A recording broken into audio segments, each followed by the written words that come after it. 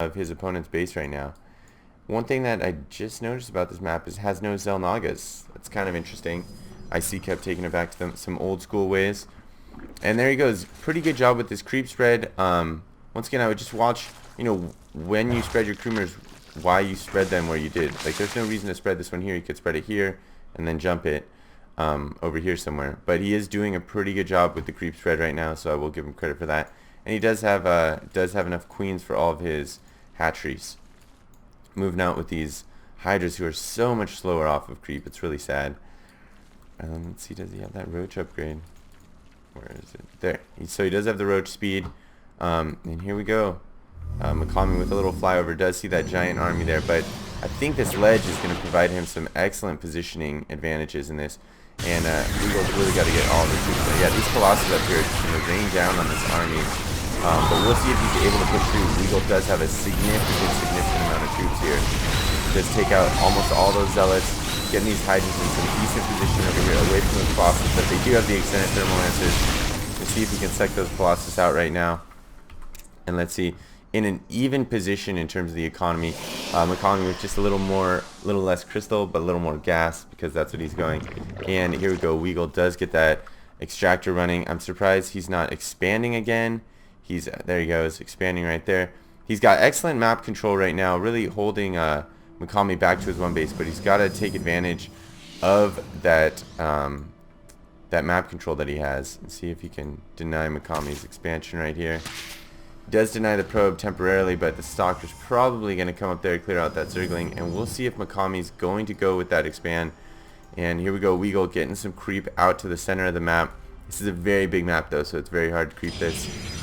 See production, getting that ground weapons level 2 upgrade, so those zealots will be able to one-shot the Zerglings. I'm pretty sure, yeah, you see no upgrades on Weagle's part. Is Weagle getting any upgrades? No, he's getting an evolution chamber.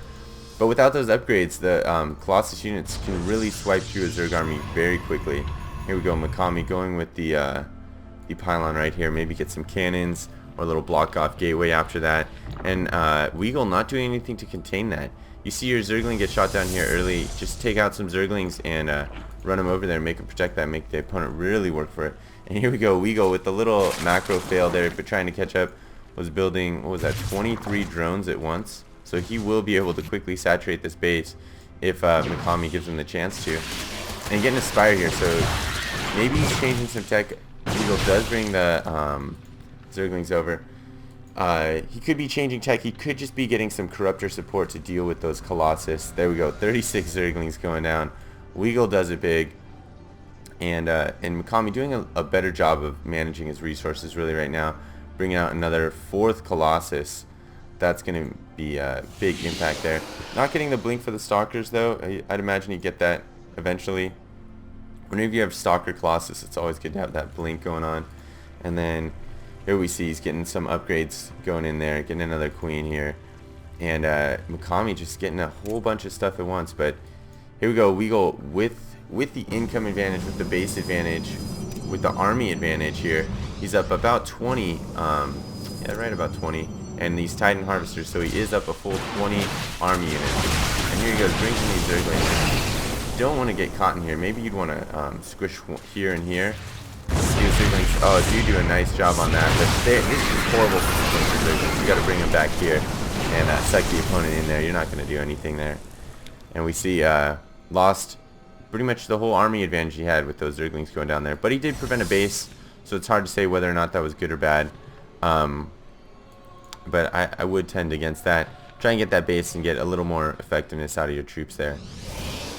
As we see, McCalmy is really just bringing a huge army. 21 Stalkers, 4 Colossus, 4 Sentry, and then 17, 5, 7. These Corruptors are going to be pretty effective, but I wouldn't be surprised if this Protoss army could burn through all the ground troops before the Corruptors were able to kill these Colossus. And McCalmy does see the Corruptors out there, so he does know what he's up against. He's getting that base. And Weagle getting a 4th Expo right now. Excellent work by Weagle. You want to keep that aggression up. And and here comes a big fight. So those Colossus are focusing down. These Corruptors are not getting in the battle right now. And those Corruptors being in the back are really going to hurt Weagle right now. And you can see that Hydra's going to go down. Oh, the rally point is set poorly right now. We're going to see if Weagle's going to be able to contain this massive Protoss army push. They're about equal right there. We can see they're almost equal in Harvesters, so the army sizes are equal right now. Weagle with some bad positioning right here, I think. Able to take down one Colossus. Getting at the front of the stalker line. Takes out a second Colossus. He's producing some troops right now. We're going to see him able to come back. Gets in some reinforcements right here. Takes on a third Colossus. There's just one Colossus left. Its shields are gone. Are these Corruptors going to be able to finish it? That's a lot of Stalkers. Ooh, 10 hit points left. And the units aren't going to get to that, it looks like. 4 hit points left. One shot and you got this Colossus. And that Colossus just stays alive right there. Weagle in a bad position right now. He does still have a significant income. But he's not producing the units he needs to produce. These Zerglings, he's got to get these out in a bigger troop. It looks like Mikami is using some tactical tricks here to gain the advantage. Doesn't have blink yet. Just going to walk right up this ramp into Weagle's Expo and really just take advantage of the game right now if he can close out on this. If Weagle can get something in here to harass, he might be able to do something, but he looks like he's going to just try and defend his base with a much smaller army. We can see that 50 unit advantage army right now. Mikami just in a devastating position right now, and Weagle trying to get this base over here up and running that I don't think Mikami knows about right now. Let's check. Yeah, Mikami does not know that base down there. Trying to go and gets that Colossus down. That's going to help him a lot. Hydras versus Stalkers is a pretty good fight. He can take out those sentries, gets that Guardian Shield down too. Yeah, he is just outnumbered right now. He has got to pull back to a better defensive position. He's got to get some production of units right now, and he doesn't have it. If he push out right here, he's in a decent position. Oh, gets a force field on him. And we'll see, do these Hydras, they do have the range upgrade, but they look like they're overwhelmed here with these Stalkers. These Stalkers come out with significant advantage. These drones are pulled off, but they're pulled off way too late. If they were pulled off with the Hydras, maybe they'd have a chance. Look at this income time. Mikami is just squatting on the income of Weagle right now. And I don't know if Weagle is going to be able to react to this. He's even got his observer here to take out the 2 tumors. And here we go. Oh, pulls off the drones. Still didn't learn his lesson. You got to bring in those drones to win that fight. He's got a lot of Zerglings here, though. He might be able to still pull this off. And let's see what Mikami has, though. Mikami's back with a full force, and he knows that he definitely has a troop advantage. Look, this army just rolls over right now. He's got almost twice the unit advantage over Weagle right now. I'm just gonna speed this up, see if anything decisive happens right now. Weagle, pretty smart move over here, getting in his Zerglings, taking out Mikami's Expo, but I think it's one of those too little, too late kind of affairs. You can see his income's not even bad, trying to re-expand here. Will these Zerglings get caught off again? That seems to be the case with Weagle in this game. Just Zerglings in not the greatest position. And Mikami decides, no, I don't want to go over there. I think I'm just going to go to your main base and try and crush you. Is he going to even check down here? No, he's not going to check. These Zerglings coming in the back. That's just way too big of a ball to attack. Really, save those Zerglings over here when this troops get over here, and then squish the army from both sides. That's what you got to do. You got to do that. Get those positioning advantages. Summons a few extra Colossus. This Zerg army is not going to be able to deal with this Protoss army. It's overwhelming in size. These Colossus are just devastating everything. Coming over here, taking out those 2 tumors. Denied.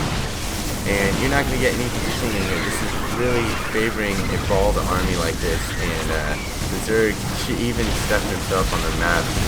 And Weagle with some choice words. You played good, Weagle. You didn't do too bad. But Mikami showing that he won last week for a reason. And he takes game 1 of the SC2GG.com series versus Weagle. We will go on to game 2 right now. SC2GG.com being cast by One Man Zerg from the UEN.com. Thanks for listening, and check out game 2.